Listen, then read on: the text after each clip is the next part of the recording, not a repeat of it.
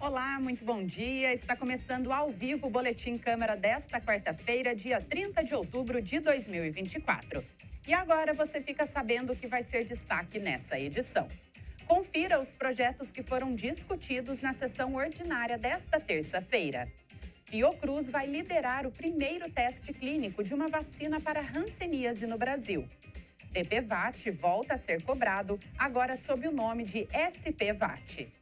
Pó de diamante pode ser a solução para reduzir o clima da Terra em 1,6 graus Celsius. RM Vale tem mais de 37 mil inscritos para o Enem 2024. Além disso, você confere a condição das estradas, a previsão do tempo. Essas e outras notícias no Boletim Câmara que começa agora.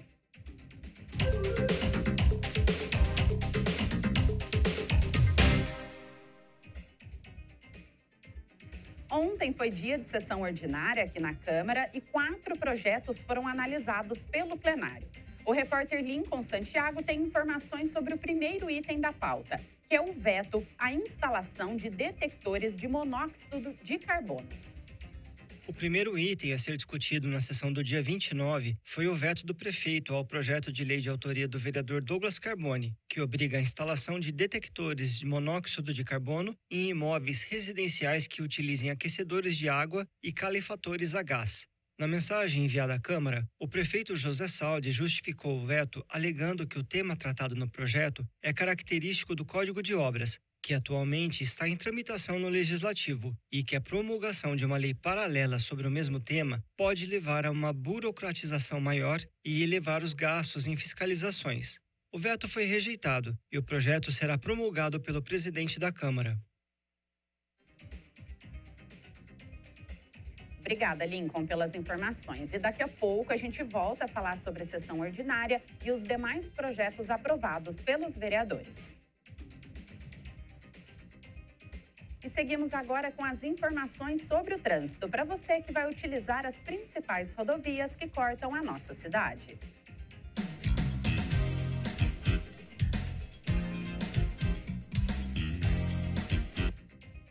Floriano Rodrigues Pinheiro, sentido Serra da Mantiqueira, está com um movimento bastante intenso, sentido Campos do Jordão e na chegada a Taubaté. Muitos veículos pesados na estrada deixam o trânsito mais lento na manhã desta quarta-feira. Rodovia Oswaldo Cruz, sentido Litoral Norte, está bem tranquila, sem movimentação intensa. Essas informações são do DR, que é o Departamento de Estradas e Rodagem. Já a rodovia Presidente Dutra tem 2 pontos de lentidão. Um deles, o primeiro, no quilômetro 116 em diante, aqui em Taubaté, em razão de um acidente envolvendo um carro e 2 caminhões. O congestionamento é de aproximadamente 4 quilômetros. O outro acidente, que aconteceu na manhã desta quarta-feira em São José dos Campos, no quilômetro 138. O congestionamento se estende por cerca de 9 quilômetros. As viaturas estão nesses locais e ainda não há previsão de liberação nesses 2 pontos da Via Dutra. Por isso, atenção redobrada do motorista. Nós temos imagens também ao vivo da rodovia Presidente Dutra.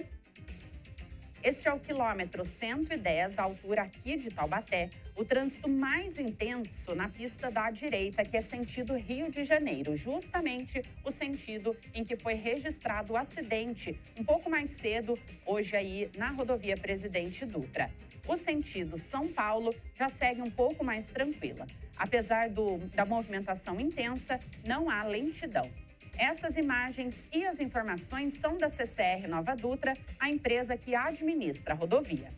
Já aqui em Taubaté, o viaduto vereador Fábio Bueno Patrício, que é conhecido como Viaduto Torto, está interditado para a continuidade das obras de recuperação e melhorias. A previsão é que a liberação aconteça até o dia 12 de novembro. E vamos falar sobre sessão ordinária desta terça-feira. As publicações da Câmara e da administração indireta passarão para o Diário Oficial do município. A proposta foi aprovada ontem e a gente conversa sobre esse assunto com a nossa estagiária Ariane Viana. Foi aprovado em segunda votação no dia 29 o projeto de lei de autoria do prefeito José Saldi, que altera a lei de 2023 que criou o Diário Oficial Eletrônico do município. Com a mudança, as publicações dos órgãos da administração indireta e do Poder Legislativo serão incluídas no Diário Oficial do município. O intuito é centralizar todas as publicações dos órgãos públicos municipais, o que, além de diminuir os custos com a contratação de veículos de publicação por cada órgão, facilita o acesso da população a todas as comunicações oficiais. O projeto segue para a sanção do prefeito e entrará em vigor na data da sua publicação. Obrigada, Ariane, pelas informações. E na edição de amanhã do Boletim Câmara, você fica sabendo mais sobre as outras propostas analisadas pelo plenário. Mas se você já quiser consultar, no site da Câmara tem todas essas informações, além dos links para os projetos de lei na íntegra. O nosso site é o câmarataubaté.sp.gov.br. E eu tenho um convite para você. O Orçamento Municipal de 2025 vai ser discutido em 4 audiências. E hoje, quarta-feira, às 6 horas da tarde, serão apresentadas as informações das secretarias de Fazenda, Esporte, Obras, Serviços Públicos, Educação e Cultura. Então, você pode participar aqui no plenário ou acompanhar pela TV Câmara Taubaté. E eu convido você também que nos acompanha a participar conosco aqui do Boletim Câmara e compartilhar a sua opinião. Entre em contato com a gente pelo nosso WhatsApp, que é o DDD 12 3625 9525. Você pode mandar os seus comentários sobre as notícias e as matérias que nós trazemos aqui e também sugerir temas para nós debatermos aqui no Boletim Câmara. Eu aguardo a sua mensagem.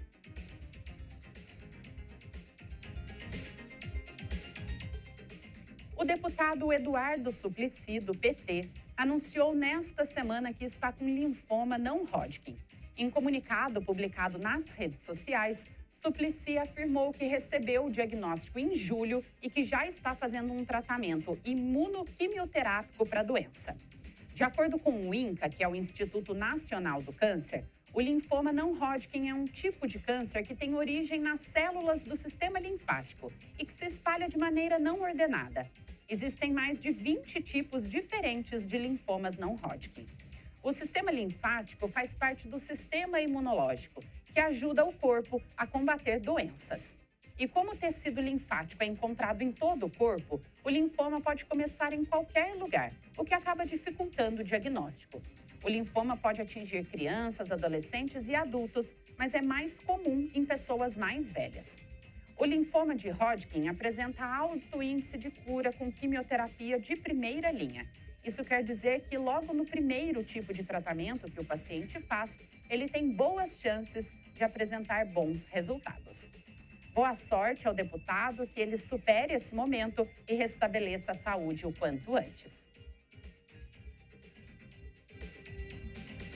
E ainda falando sobre saúde, o Instituto Oswaldo Cruz vai liderar o primeiro teste clínico de uma vacina para hanseníase no Brasil.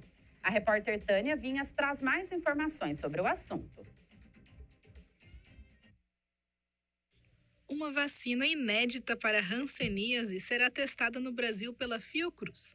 A Anvisa já autorizou o começo dos testes da chamada LepVax, e 54 voluntários sadios irão participar dessa etapa do estudo. Além de avaliar a segurança da vacina e a sua capacidade de gerar resposta imunológica, a pesquisa vai testar 2 formulações diferentes. Os participantes serão divididos em 3 grupos. 2 deles receberão a vacina verdadeira, mas uma com dose baixa e a outra com dose alta, enquanto o terceiro grupo receberá o placebo. Serão 3 aplicações no total, com intervalo de 28 dias entre elas. Depois disso, os participantes serão acompanhados por 1 ano. Nos testes em animais, a taxa de infecção foi reduzida de maneira significativa, mesmo diante da exposição a uma grande quantidade de bactérias. Quando a vacina foi aplicada após a infecção, o dano no nervo motor e sensorial também foi retardado.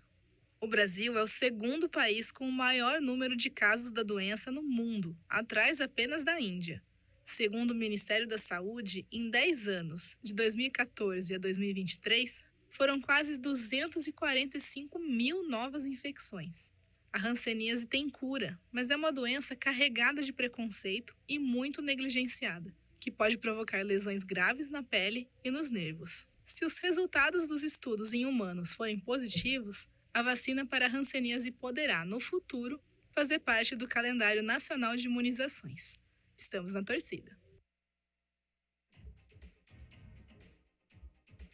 Obrigada, Tânia, pelas informações. E também conhecida como lepra, a hanseníase é uma doença infecciosa que se transmite por meio de gotículas de saliva eliminadas por pessoas infectadas. A cada 4 minutos é registrado um novo caso de hanseníase no mundo. Se a inteligência artificial da empresa Meta, que é integrada ao WhatsApp, Instagram e também ao Facebook, disputasse com você uma vaga na universidade, saiba que ela não seria uma concorrente ameaçadora nos cursos mais disputados. Após um pedido para que a nova ferramenta escrevesse uma redação do Exame Nacional do Ensino Médio, o Enem, com o tema de 2023, que falava sobre os desafios para o enfrentamento da invisibilidade do trabalho de cuidado realizado pela mulher no Brasil, o resultado foi mediano. Alunos do 8º ano, ou seja, com idade média de 13 anos, conseguiriam escrever algo mais organizado e bem construído. A constatação foi de Renato Fonseca, que é professor de cursinho preparatório após corrigir a dissertação feita pela empresa Meta de Inteligência Artificial. Segundo ele, o que se viu foi um aglomerado de ideias sem desenvolvimento ou planejamento. Em resumo, esse robozinho não demonstrou nenhuma complexidade sintática nas frases, apesar de ter respeitado as regras gramaticais. Ele também não usou repertórios socioculturais, ou seja, citações a livros ou a filmes, por exemplo. A inteligência artificial da Meta também economizou no emprego de elementos coesivos, como as palavras finalmente ou além disso. Apresentou uma tese frágil e sem embasamento e também não formulou uma proposta de intervenção completa. Ou seja, mesmo conseguindo escrever um texto gramaticalmente correto, o ser humano ainda consegue vencer a máquina no quesito originalidade.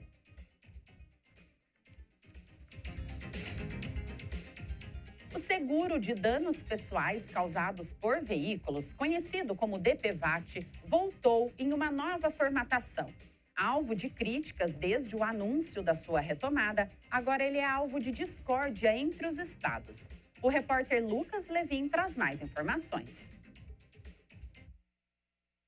Sancionada em maio de 2024, a Lei Complementar 207 autoriza a volta da cobrança do seguro obrigatório para a proteção de vítimas de acidente de trânsito, o SPVAT, antigo DPVAT. O novo seguro deverá ser cobrado a partir de janeiro do ano que vem, e apesar do valor ainda não ter sido definido, a expectativa é que fique entre R$ 50 e R$ 60, podendo ser cobrado junto com IPVA ou licenciamento, dependendo da escolha de cada estado. É exatamente isso que tem trazido ainda mais polêmica para a retomada do seguro. Alguns estados, como São Paulo, Rio de Janeiro, Minas Gerais, Santa Catarina, Goiás e o Distrito Federal, anunciaram que não vão aderir ao convênio para a cobrança. Mas isso não significa que, nesses estados, o proprietário de veículo ficará isento do pagamento. A Superintendência de Seguros Privados, a SUSEP, divulgou que, onde não ocorrer a cobrança pelos DETRANS, a Caixa Econômica Federal será encarregada de cobrar diretamente dos proprietários de veículos.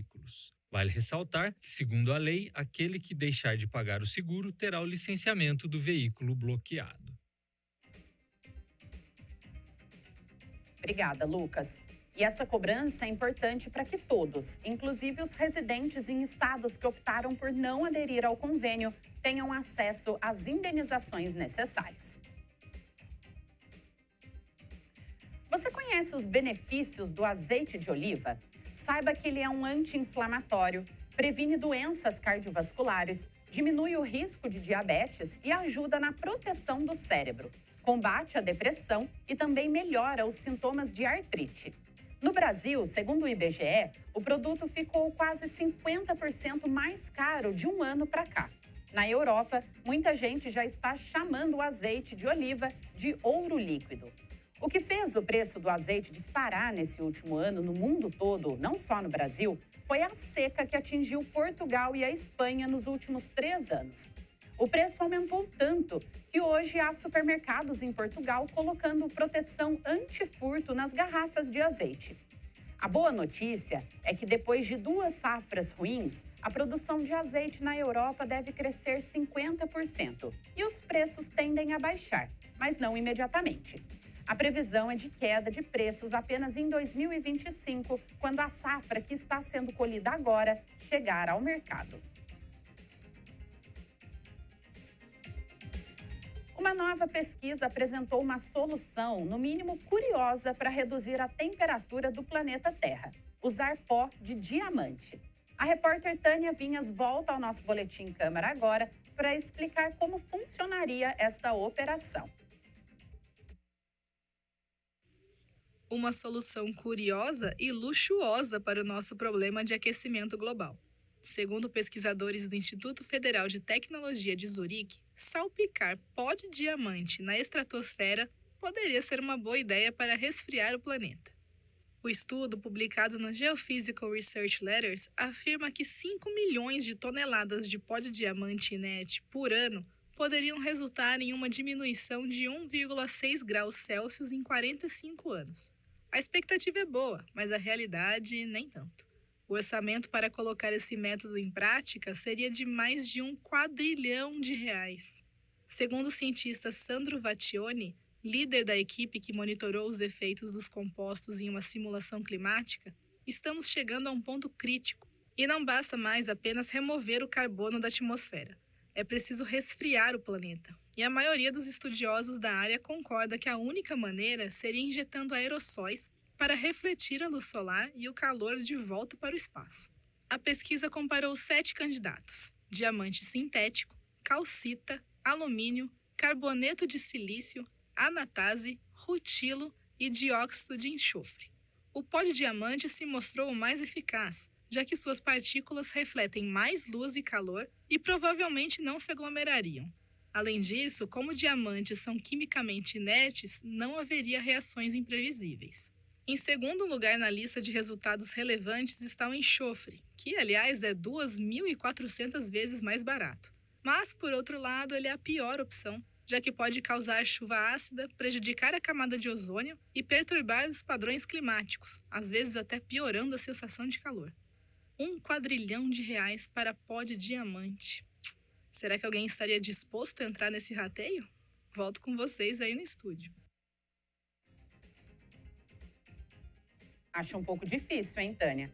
E só para ter uma ideia dessa quantia, a soma de todos os bens e serviços finais produzidos no mundo em 2023, ou seja, o PIB global, foi de 105 trilhões de dólares. Para essa vaquinha acontecer, nós teríamos que trabalhar o dobro só para ter diamantes na nossa estratosfera. E agora seguimos com as manchetes dos principais jornais da nossa região e do Brasil. Jornal Vale destaca: trem-bala vai passar por São José, Taubaté, Jacareí e Aparecida. O projeto do trem-bala Rio-São Paulo, previsto para 2032, promete ligar as capitais de São Paulo e Rio de Janeiro em apenas 1 hora e 45 minutos, percorrendo um trajeto de 417 quilômetros. São previstas 7 escalas, 4 delas aqui no Vale do Paraíba. O G1 destaca: José Saldi e Sérgio Vitor se reúnem para discutir transição na Prefeitura de Taubaté. De acordo com a Prefeitura, a reunião aconteceu na sede da gestão municipal, o Palácio do Bom Conselho, e teve duração de cerca de 1 hora no total. No cenário nacional, o jornal Folha de São Paulo destaca: a abstenção cresce no segundo turno, alcança 29% do eleitorado e preocupa TSE e especialistas. Carmen Lúcia cita a divulgação de medidas de acesso às urnas. Para a transparência eleitoral, é preciso trabalhar mais a importância do voto. E, por fim, CNN Brasil traz como manchete: Serasa realiza feirão Limpa Nome com descontos de até 99%. Negociações com mais de 1.000 empresas podem ser realizadas por meio do aplicativo ou do site da Serasa até o dia 29 de novembro.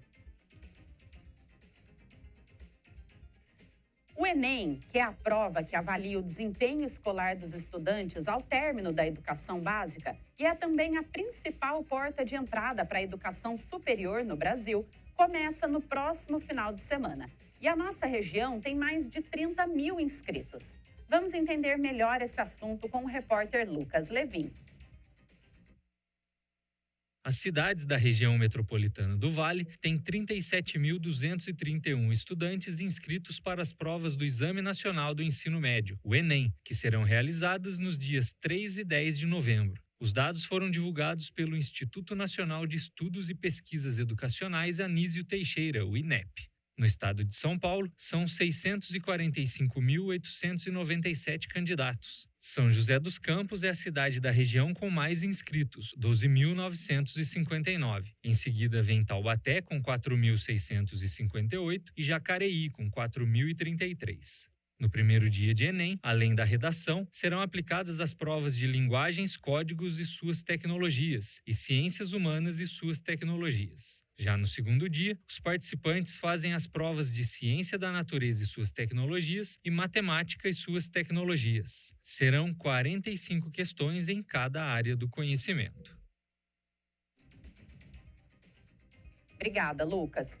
E lembrando que os horários de aplicação no fuso aqui de Brasília são os seguintes: abertura dos portões ao meio-dia, fechamento dos portões a 1h da tarde e o início das provas a 1h30. O término das provas no primeiro dia vai ser às 7 da noite e o término das provas no segundo dia às 6h30. Boa sorte aos estudantes e se programem para não atrasar. Atenção com o horário de fechamento dos portões, que acontece a 1h da tarde. E seguimos agora com a previsão do tempo. As informações são da Clima Tempo.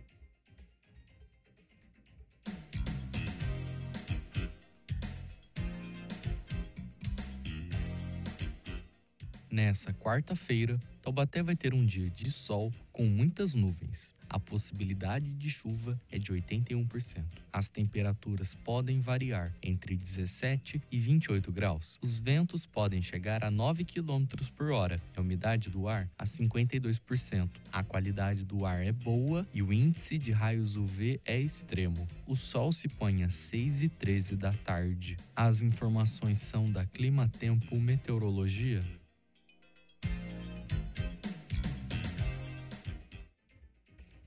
Obrigada, Murilo. E olha, apesar do tempo nublado, muita atenção com os raios ultravioleta.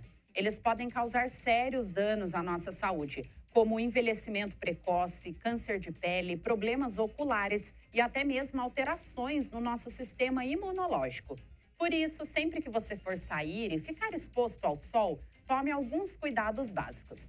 O protetor solar é indispensável. E se você puder, utilize boné ou chapéu e também blusas de manga comprida, principalmente nos horários de maior incidência dos raios UV, que acontece geralmente no período da tarde. Cuide sempre da sua saúde. Em Ilhabela, litoral norte de São Paulo, um empreendimento considerado o melhor hostel do mundo tem diferenciais que vão além do estímulo à boa convivência e preços convidativos. Felipe Gambá, o empreendedor por trás desse sucesso, viajou por mais de 65 países antes de se estabelecer na cidade. Durante as suas viagens, o empreendedor percebeu que, enquanto os hostels eram populares no exterior, no Brasil ainda havia muito preconceito. Foi aí que ele viu uma oportunidade de inovar. Um dos destaques do empreendimento dele são as acomodações inusitadas. Por lá, os hóspedes são recebidos em casas de árvores, combis e até yurt, que são cabanas tradicionais da Ásia Central. Essa variedade não só faz os hóspedes voltarem para experimentar novos ambientes, mas também rende fotos incríveis para as redes sociais. Além dos tradicionais quartos coletivos, existem hospedagens para casal, em formato de veleiro, trailer e até mesmo de farol. Em 2023, o empreendimento recebeu o prêmio de melhor hostel do mundo, na categoria People Person, que avalia a sociabilidade do hostel. No mesmo ano, o empresário teve um faturamento de 3,8 milhões de reais. E hoje tem Mix ao vivo com o apresentador Josivaldo Oliveira a partir das 2h da tarde com o melhor aqui da nossa programação. E mais no final da tarde, a partir das 5h, tem Conexão Popular com o apresentador Miguel Cáter. Não perca! E a partir das 6h da tarde tem audiência para discutir o orçamento municipal de 2025, começando hoje com as secretarias de Fazenda, Esportes, Obras, Serviços Públicos, Educação e Cultura. Você pode participar aqui no plenário da Câmara ou ao vivo pela TV Câmara Taubaté. E assim nós encerramos o nosso Boletim Câmara de hoje. Essa foi a edição ao vivo desta quarta-feira, dia 30 de outubro. Eu agradeço a sua companhia e retorno amanhã com mais notícias para você aqui na TV Câmara Taubaté. Tenham todos um ótimo dia e até mais.